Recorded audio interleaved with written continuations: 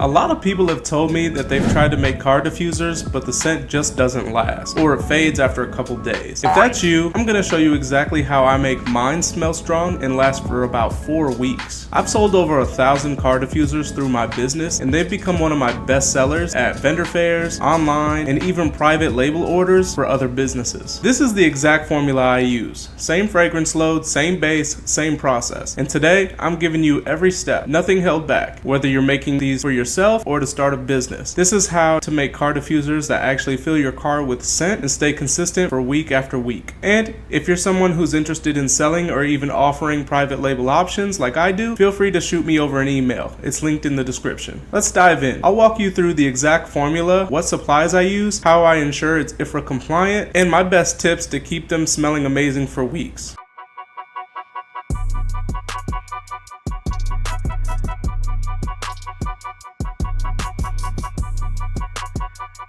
Let's talk about what you'll need to make a car diffuser that smells amazing and actually lasts. I use the 8 milliliter hanging car diffuser bottles from Amazon. These come with a wooden cap that absorbs and releases the scent slowly over time. Next is the Reed diffuser base from Candle Science. It's designed to carry fragrance and evaporate properly. Then your fragrance oil. Make sure it's high quality and IFRA compliant. I only use oils that allow up to 25% in category 10A, which covers all car diffusers.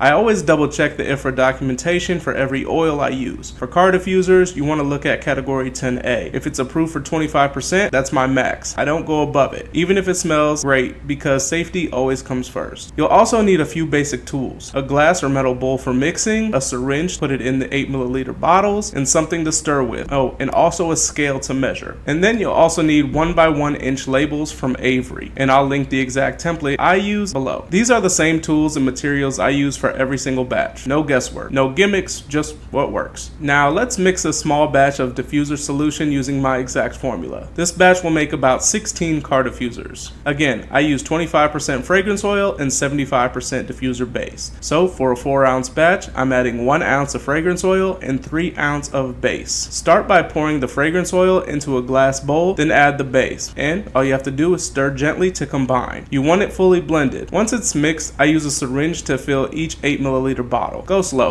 These bottles can get messy if you're in a rush. I wipe down each one and seal it and apply my label. These are ready to use right away. No cure time needed. You can sell them, gift them, or test them the same day. Again, these typically last for over 4 weeks depending on the weather. I always tell people, when the scent feels like it's fading, flip the bottle upside down for a few seconds. That refreshes the wooden cap and gives the scent a new burst. But most of the time, you've just gotten used to the smell. Anyone new getting into your car will still smell it stronger than you do. That's scent fatigue, and it's totally normal. So why does this formula actually work? And why do I stick with 25% fragrance oil in all of my diffusers? The Reed diffuser base is made to evaporate slowly and push fragrance into the air. It's not just any liquid, it's designed for diffusion. I pair it with a 25% fragrance load, which is strong enough to fill a car, but still completely safe. And again, you want to check the IFRA sheet. Category 10A tells you how much fragrance oil is allowed. If the oil says 25%, that's my max. If it says less, I adjust. Some people don't use enough fragrance, 10 or 15%, and then they wonder why the scent doesn't last. But I've also seen people use 100% fragrance oil in their diffusers. That can be a problem too. Not only can it leak, but it can also irritate sensitive noses and be unsafe. More isn't always better. The goal is balance. Now, some people will say the IFRA is not a legal standard, which is technically true, but it will keep you in compliance and it will keep you safe in regards to any liability. Why put people at harm if you don't actually need to?